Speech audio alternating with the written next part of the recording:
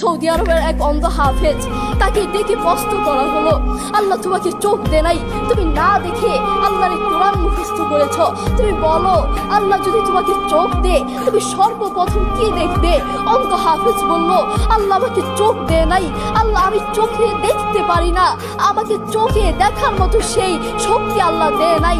আমাকে যদি আল্লাহ চোখ ফিরিয়ে দে, আমি আল্লাহর কসম করে বলতে পারবো আমি আমার মাকে দেখবো না, আমার কলিজার টুকরো সন্তান আছে আমি সন্তানকে দেখবো না, আমার ভাই আছে, আমার বন্ধু আছে, আমার প্রিয় মানুষ আছে আমি তাদেরকে দেখবো না। আমি দেখবো যেই কোরআন আমি না দেখে মুখস্থ করেছি সেই কোরআন দেখবো, সেই কোরআনের আয়াতগুলো কত সুন্দর তার দিকে তাকাবো। আল্লাহু আকবার।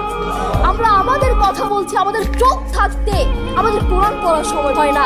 আপনি বলছেন আমি ব্যবসা করি সময় পাই না, কোরআন থেকে বলবো ব্যবসা করি কোরআন পড়ার সময় পাই না, আমি দোকান করি দোকানে অনেক কাজ থাকে, বিশ্বাস করুন আমি অনেক ব্যস্ত মানুষ, এজন্য কোরআন পড়ার টাইম পাই না, কোরআন পড়ার সময় পাই না।